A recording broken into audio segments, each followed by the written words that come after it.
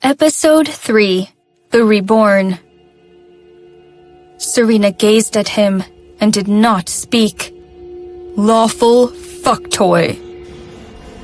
Holding her chin, Jake kissed her. Serena stared at him wide-eyed and started to struggle.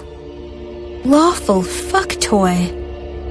Struggling harder and harder with all her limbs, Serena turned her head to the side and cried, "Jake! We had a divorce! This is rape!" Jake paused and felt puzzled, his eyes dark and his eyebrows knitted. Divorce? They had only been married for 3 days, but this woman was already thinking about divorce? What trick is this? Let me go! Not noticing the reaction of Jake, Serena struggled with all she had. She stopped and cried, "You're dirty! Don't touch me!" His mouth and body had been with Lila, God knows how many times. So dirty. A man that had been with that woman. Outside the room, with some muffled sound, someone knocked on the door. "Jake, are you up?" It was her, Lila. Jake calmed himself down and looked to the door. Serena took the opportunity to shove him aside. As Jake was caught off guard, he was shoved to the other side of the bed. Serena held the blanket up and rolled herself under the bed. "Since you're not speaking, then I will come inside." The voice of Lila was sweet and cute, sounding just like the girl next door. However, only Serena knew how vicious she was. The door was pushed open. When Lila tried to look inside, a red pillow was thrown at her, and Jake said coldly, "Go away!" Hit in the face, Lila saw nothing before she was pushed out. The door was closed and locked on a whim. Jake turned around, looking at Serena hiding under the blanket like a mummy, and he felt rather amused. What trick was this woman pulling? Serena's face was covered in tears. As she looked down, she suddenly blushed. Serena turned her head around and covered her face. However, she suddenly discovered that her face was extremely smooth. Worried that she might be mistaken, Serena continued to touch her skin. It was smooth and fine. There was no scar left by the fire. In addition, Serena found that the room was all red.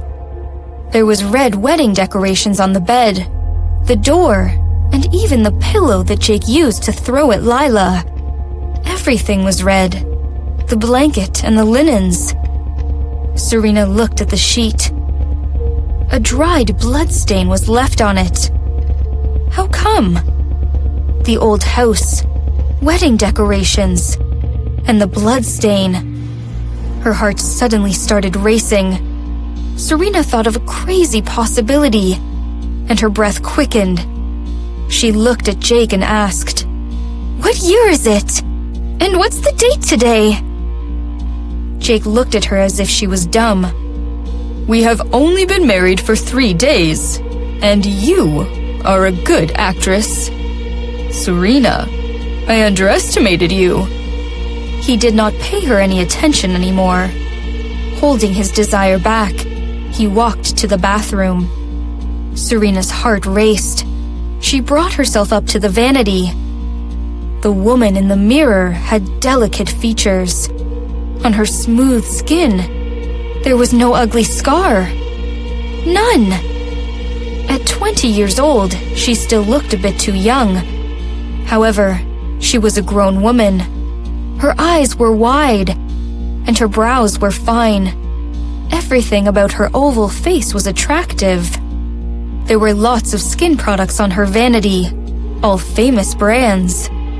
Before she married Jake, her then best friend Lila suggested that she purchase these, telling her that it was a way to dignify herself.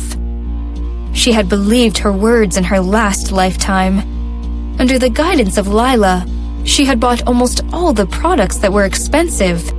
Yet they were not suitable for her, and they had all ended up in the trash can. Jake had seen it all.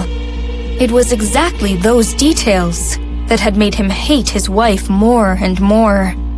Every time Serena thought of those incidents, she regretted it greatly.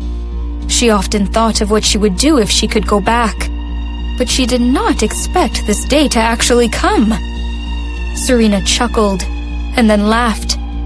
Then she laughed louder and louder. Tears started to cover her face. She died, and yet she didn't. She was reborn. In her last lifetime, she had loved Jake for 5 years and waited at his side. In order to become a qualified fine lady, she learned etiquette, musical instruments, foreign languages, finance, and business management on her own. She learned everything that he liked and needed. However, as hard as she had tried, she received no approval. There was only endless comparison and despise. In her last lifetime, she had lived for Jake. Now she had another chance, and she would live for herself. Knock, knock.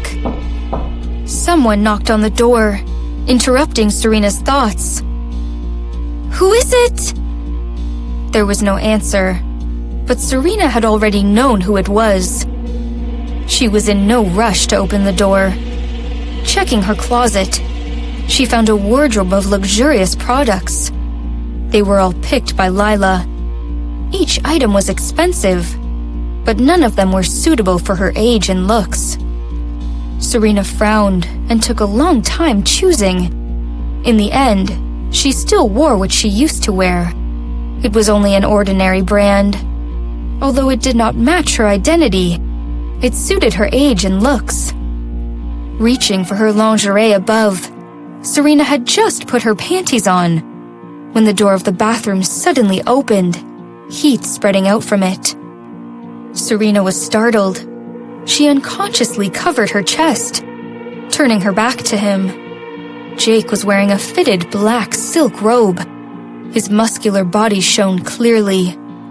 Over 6 feet tall, he had a nice figure. His curly black hair was still dripping, his eyes fixed on her naked back. The tender skin looked like the best silk with some blue marks, showing him what a crazy night they had spent. It suddenly became awkward as silence fell. Jake did not move, and Serena was too embarrassed to turn around. "You..." The door was knocked on again, and Serena's words were swallowed. Jake turned his eyes away and said, "Put it on." Jake opened the door slightly. Seeing who was outside, he frowned and asked, "Do you need something?" Standing at the door, Lila could only see half of Jake's face. She tried to look inside and said, "I'm here to find Serena. Is she not up yet?"